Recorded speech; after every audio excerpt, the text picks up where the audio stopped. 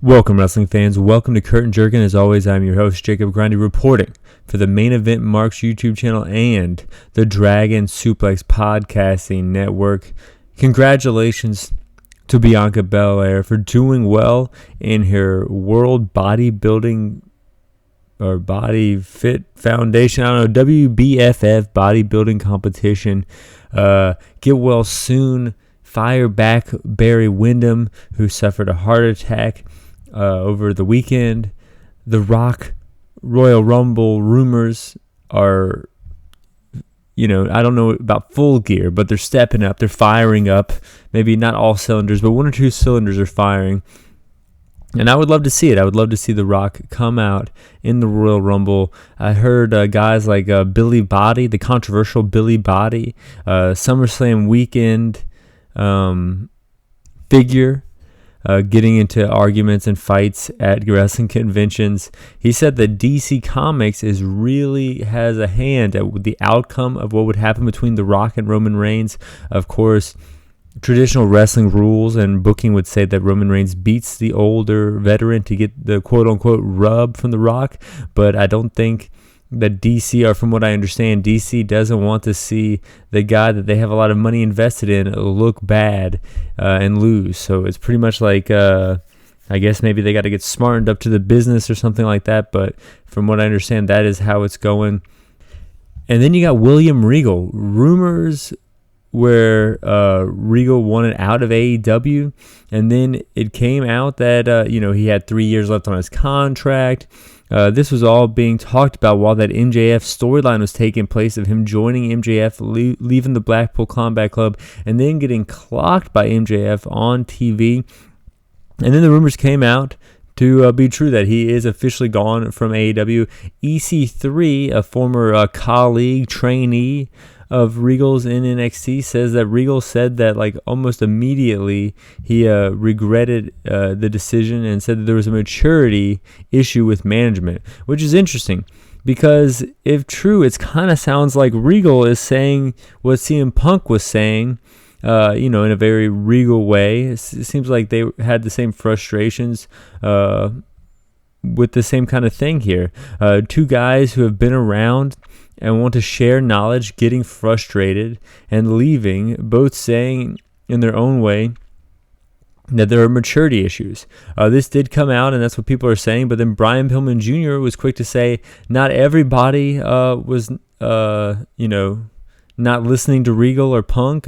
Brian Pillman Jr. said that whenever Danielson and Regal would be out at ringside, there would be a lot of guys out there watching.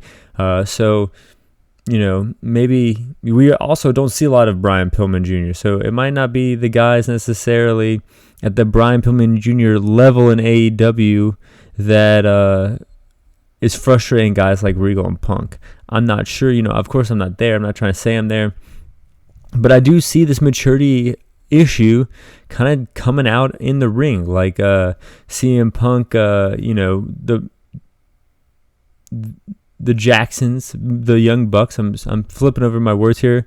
Made fun of CM Punk's botched buckshot lariat, as hard as that is to say, and then Omega biting Pac and everything, kind of teasing the actual altercation that happened backstage.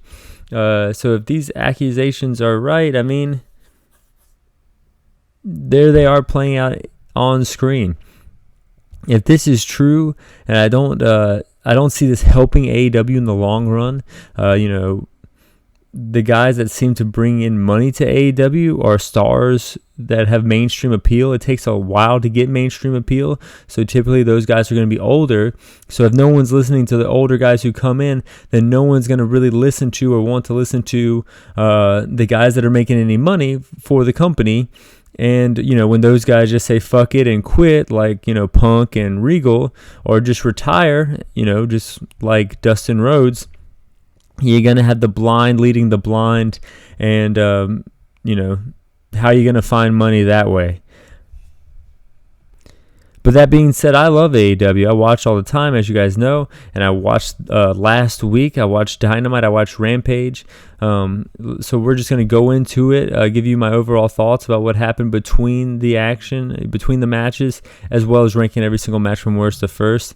Mox comes out, cuts a promo. Hangman Page cuts him off. They brawl. And, I like this idea of them brawling on paper, but then Mox tripped on the ramp, and Hangman didn't jump on him, so it kind of ruined the segment for me.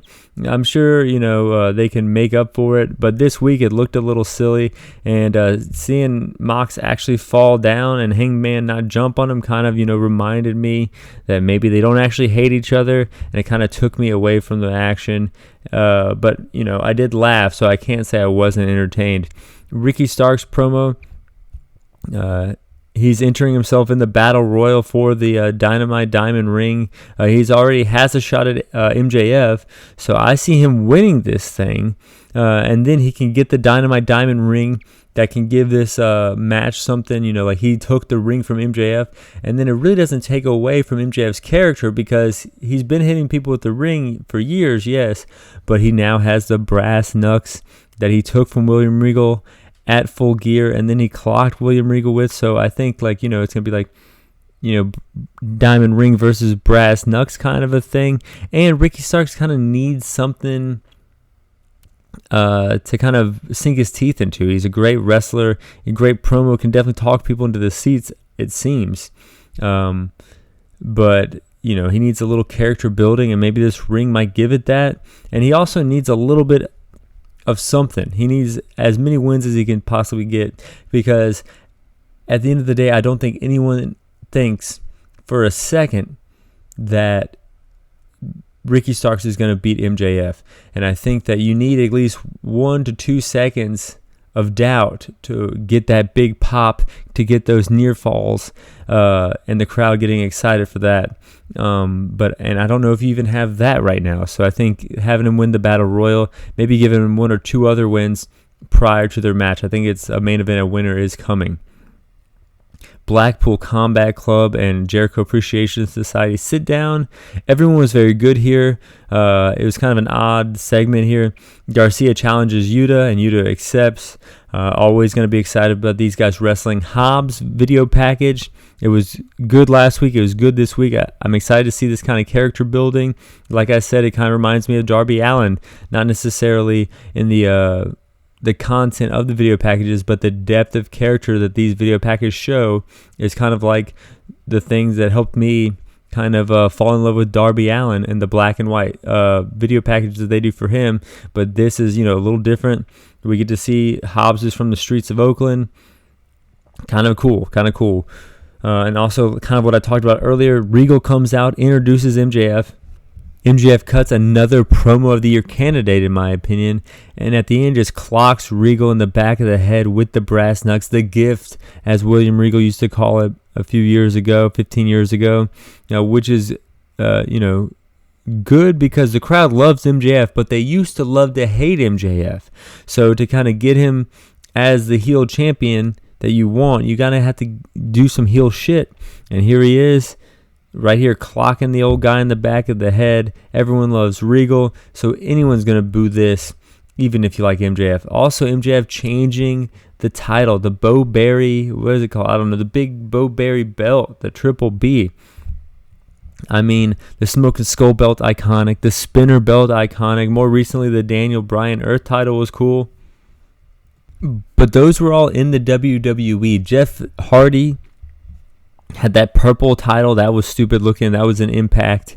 So we'll see where it goes. I like the way it looks. I think they need to do something to make MJF feel special, and this helps him. He also mentioned trips, and he shit on Bruno Sammartino, which always heats up the older marks in the crowd and gets them all hyped up.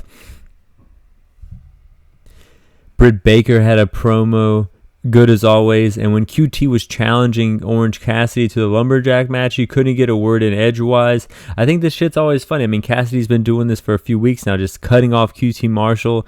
I think it works because it shows like fearlessness and a willing to fight whenever and wherever. that Orange Cassidy has, which are good traditional attributes for a good guy wrestler, but it also kind of pokes fun at the traditional ways of booking a match, which I'm sure if you were a jaded fan, you would kind of you would enjoy as well. So it kind of works on multiple levels here. I thought this was funny to see and didn't take up too much time. Jade Cargill comes out and cuts the best promo of her career. Looked like $1 million in a bikini made of $1 million. If you put her next to any other wrestler in the back, the common person would think that she was the star. I'm paraphrasing here, but that's what she said, and it's true. I mean, stand her next to Mox or Jericho, and you ask someone who doesn't know any better who's the star here, they're going to pick Jade.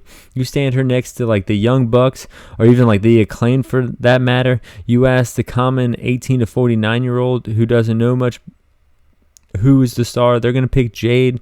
Maybe people that watch WWE and don't know who the Young Bucks or the Acclaimed are, or MJF is for that matter, they're going to pick Jade. So it's true what she is saying, and I think that always makes a good promo. Is saying something arrogant but also true is a great way to kind of upset the common person, and she's trying to get heat here, and she's trying to look like a big deal, and that phrase and that quote there works. On Rampage, Shane Taylor shows up, challenges Keith Lee to a tag match. So this is kind of cool here. Lee's old partner challenging Keith Lee in the wake of having troubles with his current partner. I don't think that the common person knows about this, despite them mentioning it a little bit in the promo, but I don't think it was enough to sink in.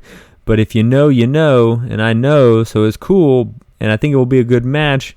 But I think that this match is pretty much cold going into the pay-per-view. Renee introduces the Acclaim. Gun Club won a shot. Jared and Lethal won a shot at the titles, but they give the titles to FTR, which is going to be a good match, but it's either going to kill FTR's gimmick of being the belt collectors, or it's going to turn FTR heels, because if they win this thing, people are going to boo. Everyone loves the Acclaimed, as they say. It's true, and I think they love FTR as well, but they love the Acclaimed more. And I think if you beat the Acclaimed right now, you're gonna turn heel, which is fine. They can be good heels, but I do think that you kind of need to beat the Acclaimed here, because what FTR is the belt collectors. They got the AAA titles, they got the IWGP titles in New Japan, they got the ROH titles. So it would be kind of silly to not have them have the AEW Championship tag titles, especially going into Wrestle Kingdom. You're going to see those AEW tag titles all over the Tokyo Dome if you put it on FTR. Renee sit down with Saraya. This was nice. A heartwarming little story here. Juice Robinson challenging Joe at Final Battle. Darby challenging Joe at Dynamite. Joe is going to be busy here. Everyone's challenging him, but that's what he gets for having 2 titles. Now let's rank every single match from Rampage and Dynamite from worst to first. All 9 matches. Number 9, Ricky Starks versus Ari Daivari. The Firm interrupt. Matt Hardy jumps in front. Stokely says, "Damn it, Matt, what are you doing? We're trying to highlight Ethan Page right now," and kind of sends him to the back. This seems very Jeff Jarrett to me, kind of squeezing in a lot of storylines all in one kind of match here. And Jeff Jarrett is apparently helping out in the back. This entrance and the Lumberjack match kind of had a clusterfucky TNA booking vibe to me, which I think that's what Jeff Jarrett kind of helps out with. Rochambeau 1, 2, 3. The shit the guys were saying before the match took longer than the match, but either way, Ricky Starks got the victory. Number 8, Athena versus Danny Moe. I don't want to see any Moe. Athena makes short work of her, getting ready for her ROH pay-per-view title match this Saturday, which also seems still just like the Keith Lee Shane Taylor match. Number 7, Anna Jay and Willow. Willow and Anna Jay both more over than they are good in the ring, I would say, but fuck it, they're over. It was a fine match here. Running spin kick, Blockbuster 1, 2. Willow kicks out. Willow hits a spine buster 1, 2. Anna Jay kicks out. Dr. Bomb 1, 2, 3. Willow gets the victory here. And then after the match, Ruby Soho comes back, attacks Ty Mello, breaking her nose back at All Out here. I forgot that Ty Mello and Sammy Guevara broke Ruby Soho's nose. But, Ruby Soho didn't forget, damn it, and she attacked Ty Mello. I guess we're going to see where this goes. I forgot to mention that Hangman Page hadn't been out there in a while, so this is the second return that we've gotten this week in AEW TV. Number 6 out of 9. Jay Lethal and Jeff Jarrett versus Private Party. Always cool to see Private Party, most underrated team in AEW. Silly String, 450 no one home. The 450 no one home spot was done back-to-back matches, and kind of took it away from this match, I would say. Lethal wins with a lethal injection, 1, 2, 3. Going on, number 5 out of 9. Darby Allin versus Cole Carter. Sting Camarado at ringside. Camarado gets attacked. Like always, dives on Cole Carter. Darby hits a code red. Cole hits a 450. No one home, just like I mentioned before. Scorpion death drop. So Darby is doing Sting's moves here. That's kind of cool. Coffin drop, 1, 2, 3. Darby Allin gets the win. Number 4 out of 9. QT Marshall versus Orange Cassidy. I thought this was going to be just best friends and the factory as lumberjacks, but no, we got lots of other guys, including Spider Nate Webb as a lumberjack. That was cool. My favorite lumberjack, Spider Nate Webb. Hardy and Page getting into it again, like we saw on Dynamite, but this was Rampage. Page kicks Hardy to the back, so he's no longer a lumberjack. This is very clusterfucky here. Danhausen curses QT. QT flicks him off, says, you can't curse me. That got me there. I popped for that one. But like I said before, this is very clusterfucky. TNA tropes here. I think Jeff Jarrett had his hands in this. If I'm guessing, I'm saying Jeff Jarrett kind of had his hands in this. Orange Punch. Beach break, 1, 2, 3. Cassidy gets the win. Cassidy takes out Kip Sabian. They fight to the back. Lights go out. Come back on. House of Black in the ring with the red lighting. Brody King and Julia Hart on top of the ramp. They come in, and House of Black just clean house. It was clusterfucky, but it was fun. Great way to end Rampage. I think after this best of 7 series, House of Black has got to challenge for those trios titles. Number 3 out of 9, Joe versus AR Fox. Fox showing heart here. Joe showing dominance. Fox bleeding from Joe laying it in. Fox lands a 450. Someone was home. 1, 2. Joe kicks out. Muscle Buster, 1, 2, 3. Joe gets the victory. He's still Samoa 2 belts. Number 2 out of 9, the Elite versus the Death Triangle. This is kind of getting stale. We are less than halfway into this thing, and I didn't think I was going to get tired of it, but I'm tired of this.